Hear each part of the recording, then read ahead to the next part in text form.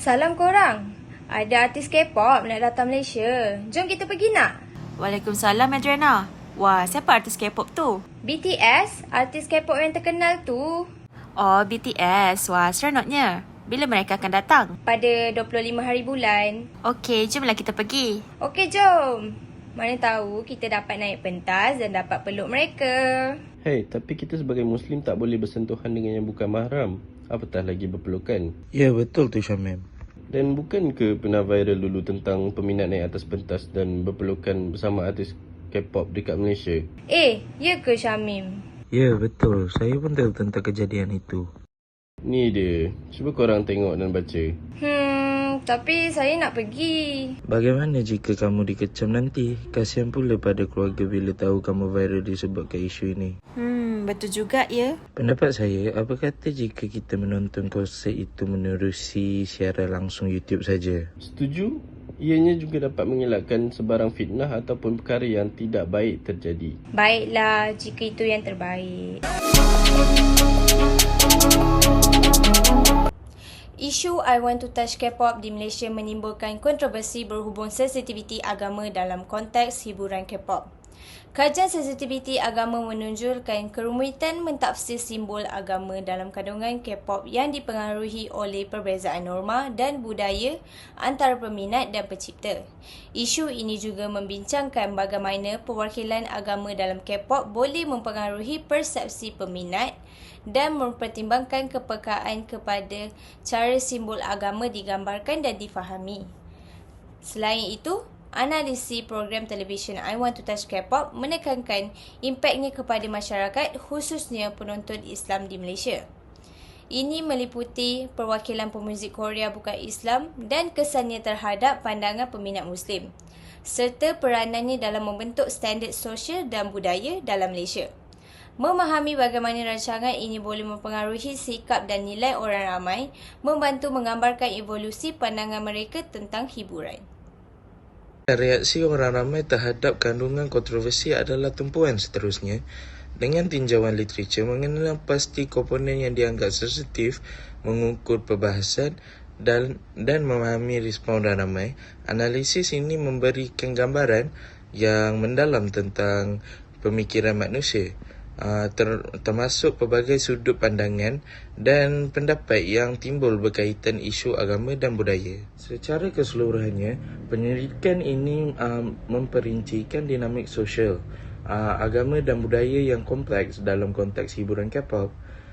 Dengan penekanan pada program I Want to Touch K-pop di Malaysia, kajian ini menyiasat bagaimana kandungan ini mempengaruhi persepsi orang ramai dan memberikan pemahaman yang mendalam tentang respon dan pandangan mereka tentang isu kontroversi yang melibatkan agama dan budaya dalam hiburan.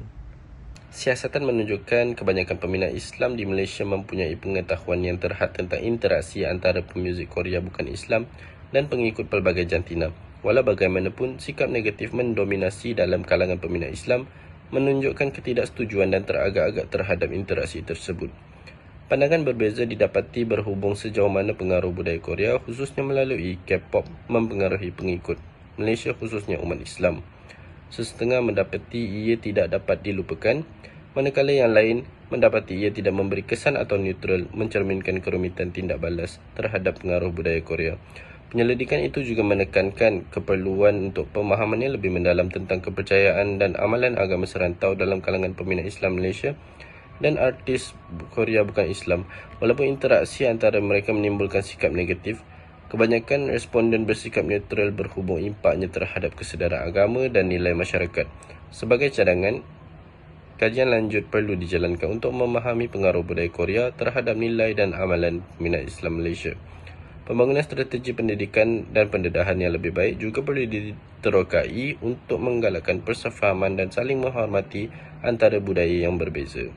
Artikel yang telah tular membincangkan kontroversi yang timbul daripada program I Want to Touch K-pop di Malaysia, di mana seorang gadis Melayu berhijab dipeluk, dipegang dan dicium oleh artis K-pop B1 Evo.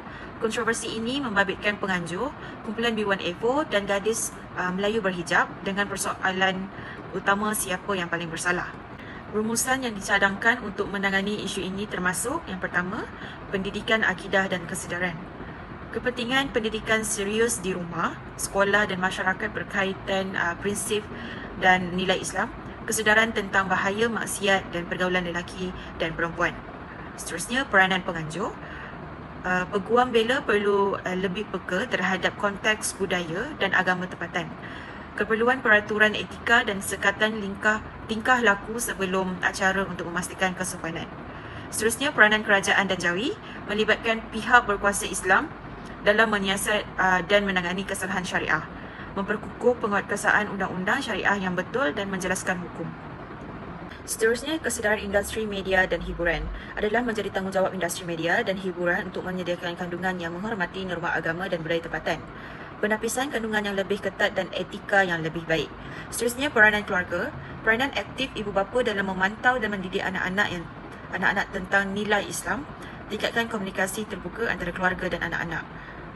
Yang terakhir, pendidikan kesopanan dan kebijaksanaan dalam media. Pendidikan tentang kesantunan dan kebijaksanaan media perlu dimasukkan dalam kurikulum pendidikan. Penggubalan rizab ini bertujuan untuk menyokong tindakan bijak dalam menangani isu ini, mengekalkan nilai moral dan etika dan memastikan hiburan dan media memberi sumbangan positif kepada pembangunan holistik masyarakat.